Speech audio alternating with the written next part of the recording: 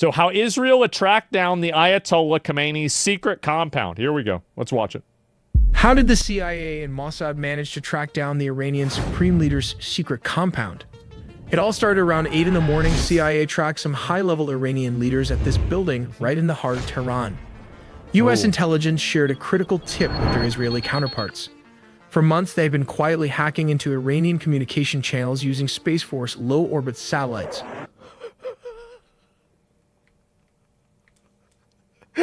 This is what they think they're gonna beat. They're gonna beat. Oh my God. Satellites. But pulling off a strike isn't that simple. In the first wave, they had to neutralize a larger number of Iran's anti-air defense systems. Yeah, of course. This critical step cleared the airspace for a massive strike force of around 200 Israeli jets. But this area is highly fortified, so how do you destroy a deeply buried target like this? Well, they use bunker busters. Bombs on top of each other. Their delayed fuses punch through deep concrete before detonating. This is part one. How exactly did Israel... This is what they did last year, too. Is they just dropped one of them, and then after they got like halfway through, they just dropped another one right on top of it. Israel and the United States managed to assassinate one of the most heavily protected men on the planet. The answer? An unprecedented joint operation.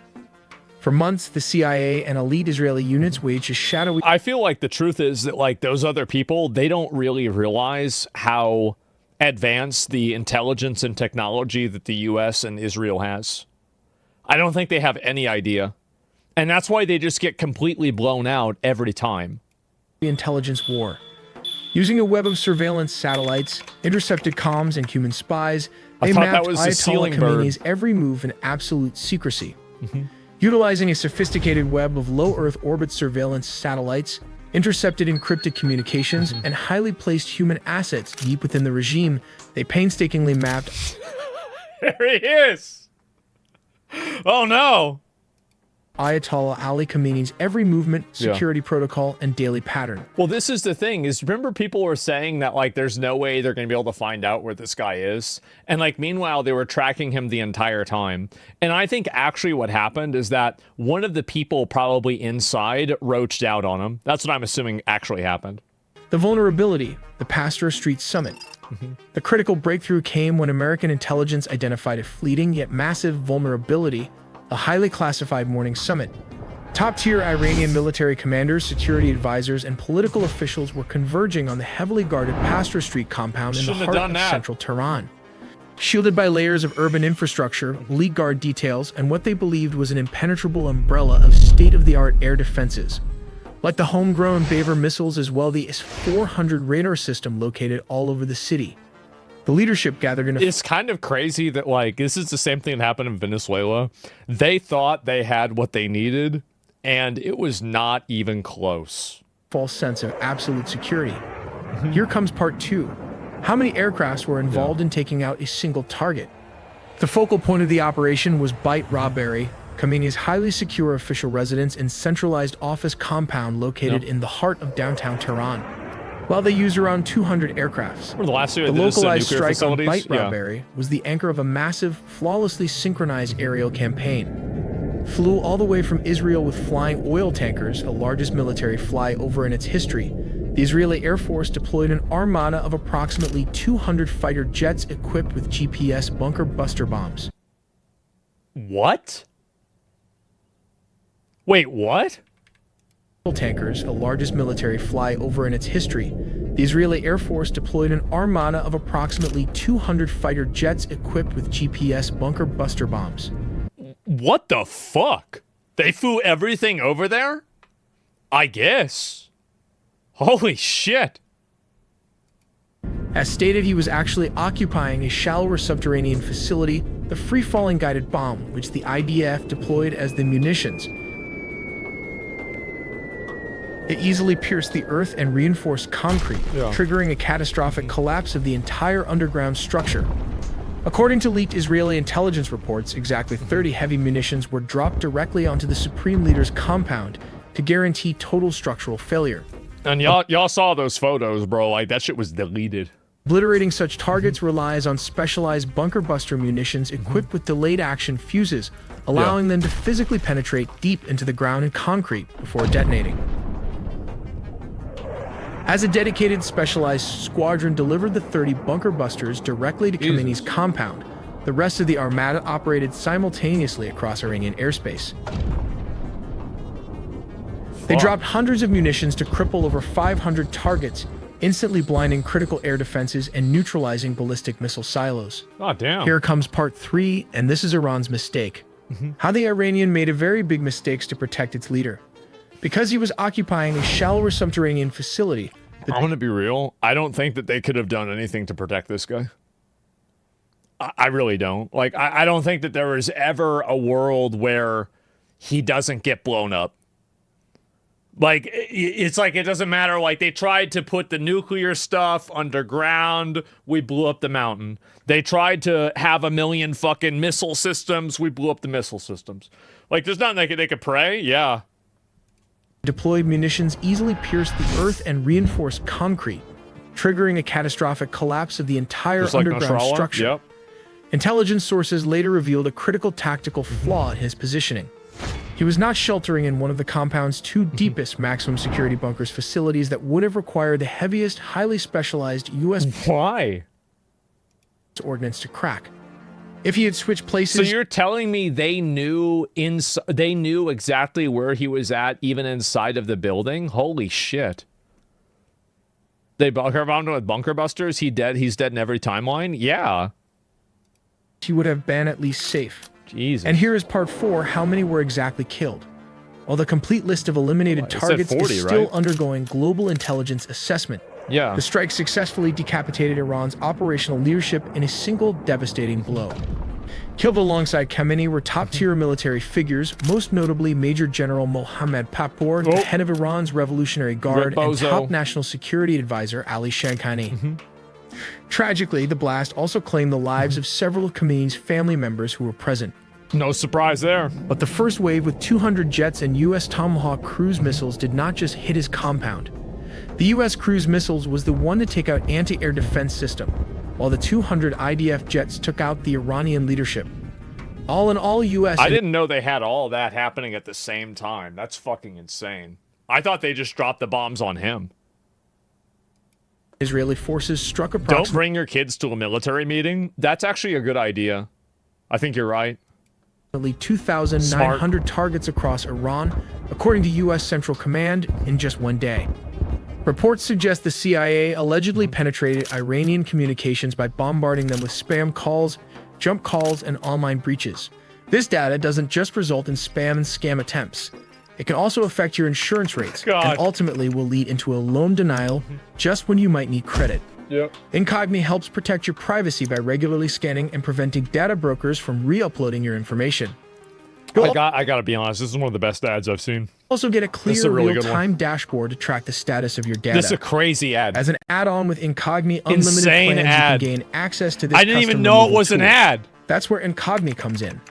Copy the link of any site exposing your information. Yeah. Go to the custom removals tool, paste the link, and click submit. That's it. Then wait about 30 to 45 days, and just like that, your data is removed. So take your personal data back with CatDany. Use code AITELLY with the link below academy.com/AITELLY and get 60% off on an annual plan. But what weapon was used to penetrate layers of concrete? Well, they have this bunker buster bomb. It has a laser sensor at the front, and just behind that are adjustable fins.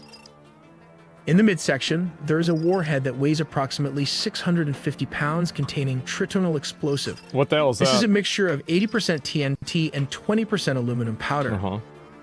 Finally, we have the retractable fins at the rear. To give you a better sense of its size, comparing it to a person can be helpful. The casing has a length of approximately 19 feet long, which translates to around 5 meters. This section is made of an artillery barrel. And the thing is that if you think this is big, the one that they dropped last, like this is like, these are the small ones. Like the United States bombs, they said 650 pounds. The bombs they dropped on the nuclear facilities last year were, I think, 30,000 pounds. Like, they're fucking insane. So like this was like nothing. Like these are the small ones. Give me 1 second. I'll be right back. All right. Okay. Relax. Calm down. We're back. Okay. which is very strong, and has a diameter of 14.5 inches, which translates to around 37 centimeters, making it relatively narrow. Oh. They intentionally made the smaller cross-sectional area. This means the bomb displaces less material, whether earth or concrete, as it penetrates layers of reinforced bunkers that makes sense. or building. I mean, they want it to go as far down as possible, right? To almost 100 meters. Yeah, seems kind of obvious. At first glance, it appears to be an ordinary 6-story residential building, complete with a solar paneled roof. However, there's more to this structure than meets the eye. So it looks like all the other buildings, but it's like heavily reinforced to make people like think that that's not the one that it is. What makes this building particularly noteworthy is its underground basement, which is rumored to contain a network of tunnels. These like the rats they are. But they got exterminated nonetheless. tunnels are believed to serve as emergency escape routes, adding to the site's strategic importance. We've put together a few different scenarios to help you better understand the IDF's assassination tactics. They tried. The CIA and IDF would employ spies and agents to gain information on a high-value target. With a clear line of sight, the operative waits for confirmation that the high-value target has arrived at the meeting point. This target reportedly arrived at underground headquarters in the southern suburbs for a meeting with several top leaders. The tip-off was allegedly received by Israeli officials on the afternoon of Saturday, September 27th. Ooh. So it was like one day before? A fighter jet was expected to target and illuminate the building using its laser targeting pod, focusing on one of the specific buildings. Okay. Subsequently, a dozen of F-15 jets dropped not one but 80 bombs of various types. The tip of the spear would have been the bunker buster bomb that can penetrate through this 6-story building, leveling all 6 structures to the ground and in the... I didn't know they were that big. I thought it was like a 1 or a 2-story building. Holy fuck. Process eliminating Hassan Nasrallah in the action. Let's consider scenario 2.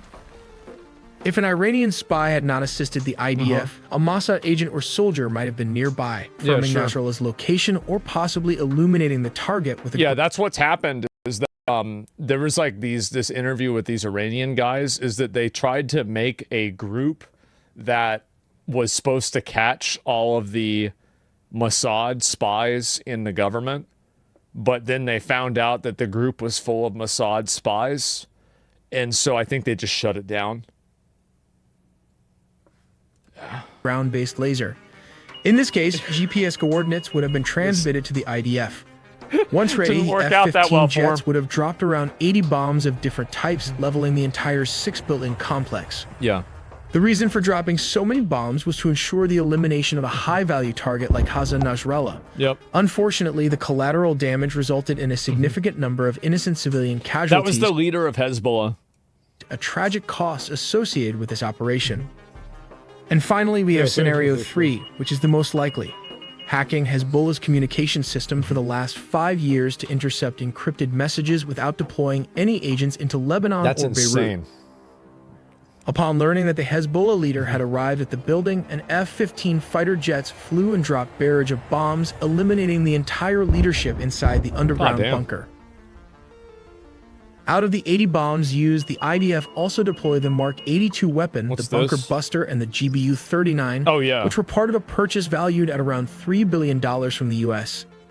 Wait, we got $3 billion though, right? Like, it's not like we didn't just give that to them, did we? Like,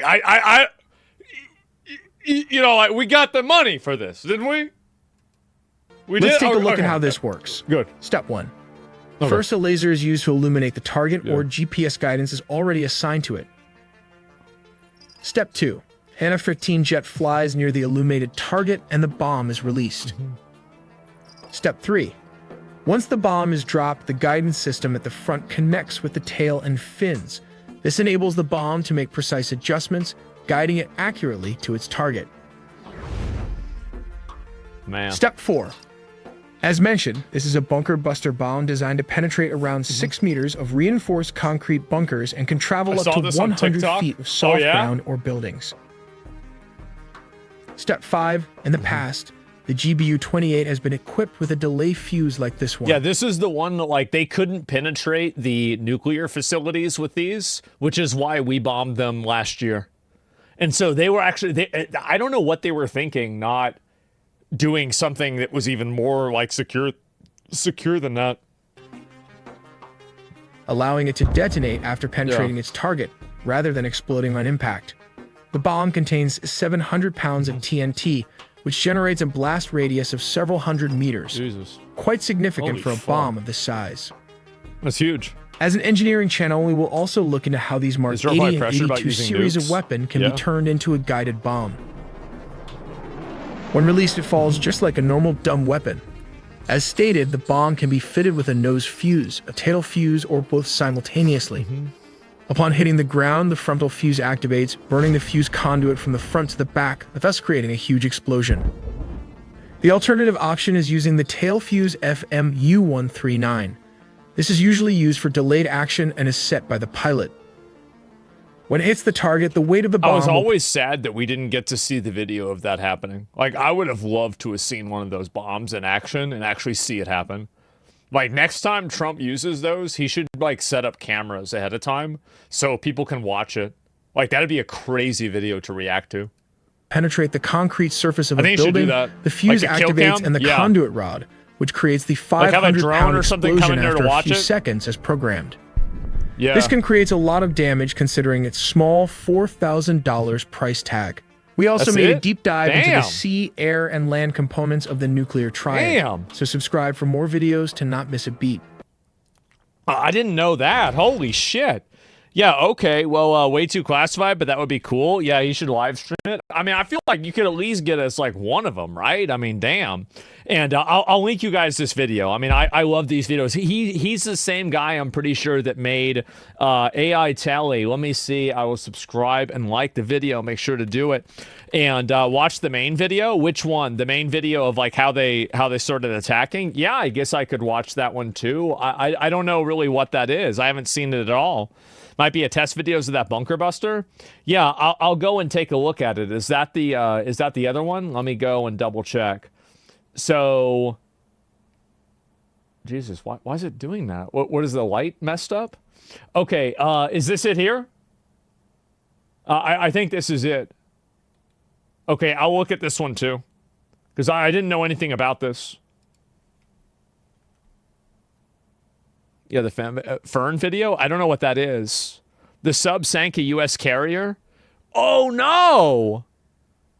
Oh, no! Guys! Wait a minute. Wait, another AI carrier got shut down? That's crazy.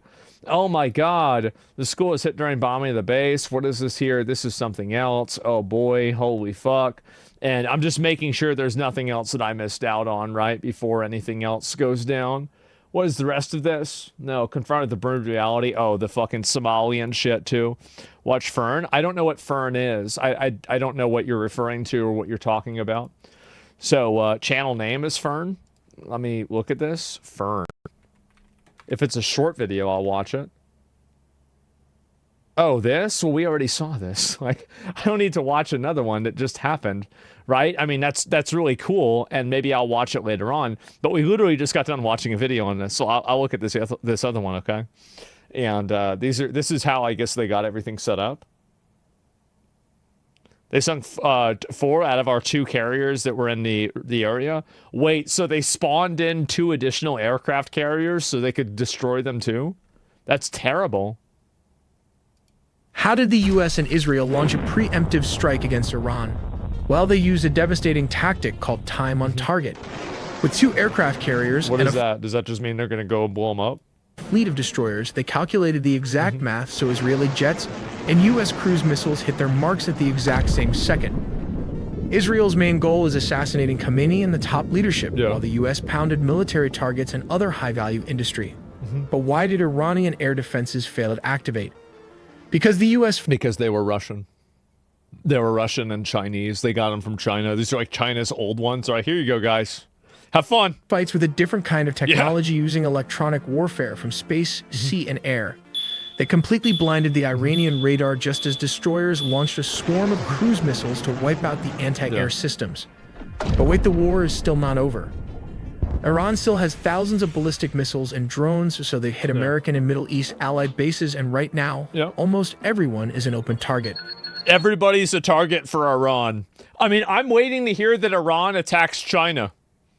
I think that there's at least a 20% chance Iran fires a missile at China. How do I know that? Because they're retarded. On February 28, 2026, the United States... I mean, I tried to hit Turkey. Not going to happen? I mean, you could have said that about Turkey, though. Israel launched a major coordinated military offensive against Iran. Israeli officials have called their offensive Operation Roar the Lion. While the U.S. operation has been referred to as Operation Epic Fury, the message behind the Israel and U.S. strike was clear. This wasn't just a show of force. This was a targeted move to assassinate the supreme leader of Iran. As stated, this wasn't just a random... I don't think they really give a fuck about the supreme leader, honestly. I think they probably just did that to demoralize him.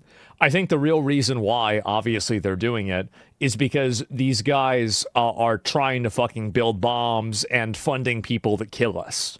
I mean, like, that's the real reason. Military strike. It's kind of obvious. The ultimate target was the supreme leader's own compound.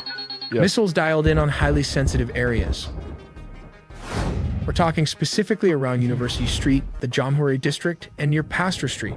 If you know the layout of Tehran, you know exactly... My dad went on a rant that Iran should have been attacked near Bush as president. I think that we should have a much larger conversation about stomping this stuff out before it becomes problematic.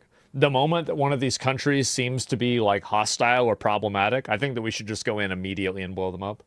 Like, rather than waiting for them to consolidate power for like 5 years, just like the moment that, like, you know, it's like, I don't like this. Like, man, just blow them up. Exactly what this means.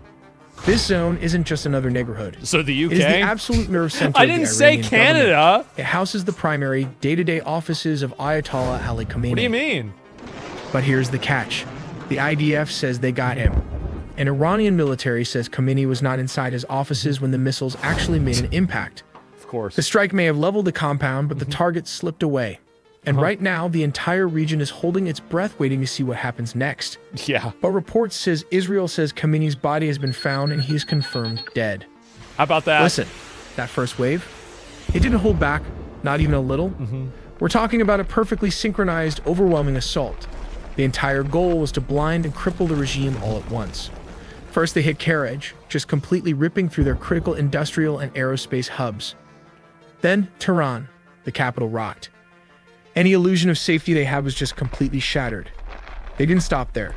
They struck Qom, sending absolute shockwaves right through the ideological heart of the country. And if you follow this stuff, you know exactly how heavily fortified that area is. Over in the west, missiles literally rained down on Kermanshah. North Korea said they'll sell a nuke to Iran. Sure they will. They neutralized those launch sites before the operators could even think about powering up their radars. And then there's Isfahan, the absolute crown jewel of their nuclear and drone programs. Heavily defended, didn't matter. It just lit up the night sky.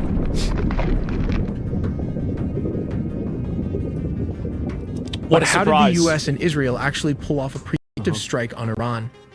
First of all, look at this map. To make this happen, they didn't just rely on local land bases. They brought two massive floating cities right to Iran's doorstep. Down in the That was the thing, is I remember whenever those aircraft carriers were on the way over to Iran, I mean, everybody should have known what was going to happen. Like, at this point, it's like, geez, guys, I wonder. Caribbean Sea, you've got the USS Abraham Lincoln Carrier Strike Group bearing down on the south and east. Nobody knows. And over in the eastern Mediterranean, the biggest, newest ship, USS Gerald R. Ford. While Israeli jets flew all the way across the Middle East to reach Iranian airspace, timing was absolutely critical. The moment those IDF jets reached their marks, the missiles were released. And that brings us to the most terrifying, complicated part of this entire operation, the synchronization.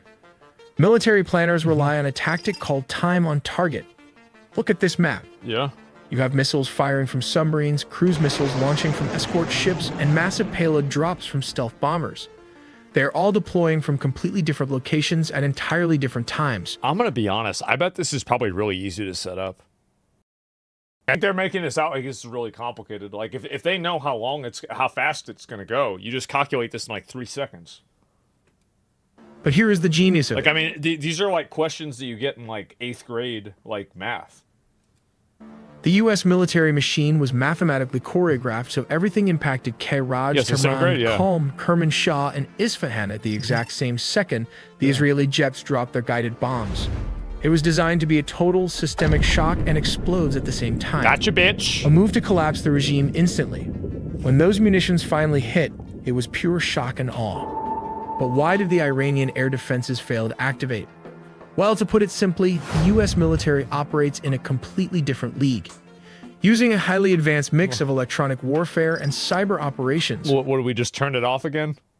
Coordinated from space to the ground, the coalition was able to inject false data directly into Iranian radar screens. Top-tier Iranian air defense systems, like their homegrown Baver and their Russian-supplied batteries, were absolutely overwhelmed by this electronic assault. They just turned it off? Yeah. Actually hunt them down, the U.S. set a brilliant trap. They launched hundreds of ABM-160 MALDs, miniature air-launched decoys, to a panicked Iranian radar operator staring at a chaotic screen. So they tried the Pearl Harbor strat. It actually worked. These tiny drones look exactly like a massive squadron of F-15s or F-16s screaming toward the capital. With the door kicked wide open, fifth-generation stealth fighters, including both U.S. and Israeli F-35s with possible F-22 Raptors, sliced through the airspace completely undetected. Ultimately, the Iranian air defense network wasn't just suppressed, it was completely dismantled, at least for the time period. Seems that way. Because the Iranian do have a huge firepower. Tehran has fired back. In Operation Truthful Promise 4, a massive wave of missiles and drones just targeted... You telling me they ran out of names and they're just giving them sequel numbers? Truthful... I mean, I feel like the fact that you have to have Truthful Promise 4 implies that you need to come up with a new name, because if it was such a truthful promise, you wouldn't need 4 of them. I mean, am I really, like... Am I the only person that's seeing this? Yeah, apparently it's not as truthful and as much of a promise as you thought. U.S. bases in Israel. Here's the fallout. The UAE... Yeah, unsinkable too. What happened to the first one? It sunk. UAE's Al Dhafar Air Base was hit, leaving one dead from shrapnel. Shit. In Bahrain, the U.S. Navy's 5th Fleet HQ was directly targeted. Qatar's air defenses successfully wiped out incoming missiles, while Kuwait locked down its entire airspace under heavy fire. Meanwhile, nationwide sirens are blasting across Israel, with massive mid-air interceptions lighting up the skies over Tel Aviv and Jerusalem. If you don't want your phone and emails to get compromised like that, you should get this military-grade VPN. You've got sequels are worse than the originals. Think of Surfshark VPN as your frontline defense. I mean, I actually think that the bombing that they did last year was actually a lot more effective than this year. I feel like last year they did way better bombing. This time it was like, I guess that's the Goy beam, right? They add that into the arsenal and everything's changed. It scans and detects threats, alerting you to thousands of dangerous emails. Yeah, like now they know. You can use this web content blocker. All you do is enter the phone's information, pick the types of websites you'd like to block, and then save it. That's it. Your children is protected from any inappropriate or dangerous content. I don't think Beyond that, it includes a robust antivirus software to shield your devices from viruses, malware, and tracking by ads, bots, or third parties. Finally, with Surfshark VPN, a single subscription covers not just you, but also your friends or even your entire city if you wanted. I just feel like they would have popped off way harder this year. Go to our link, surfshark.com/AITelly. I'm surprised it wasn't as much. You will get 4 extra months free, assured by a 30-day money-back guarantee. But how did Israel manage to fly all the way to Iran?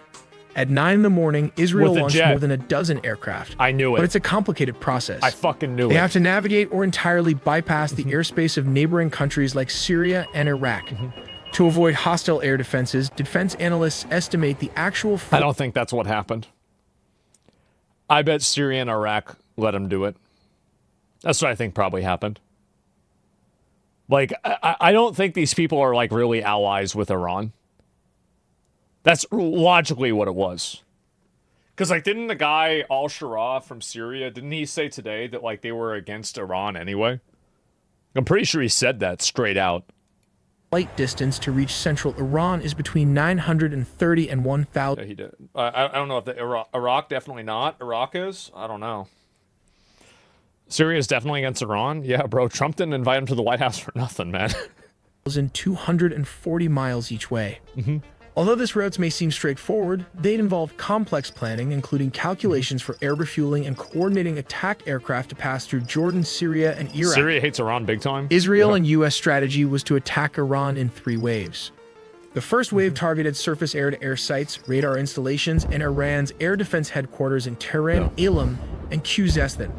The second wave focused on destroying ballistic missiles, and finally, the third wave targeted military manufacturing industries.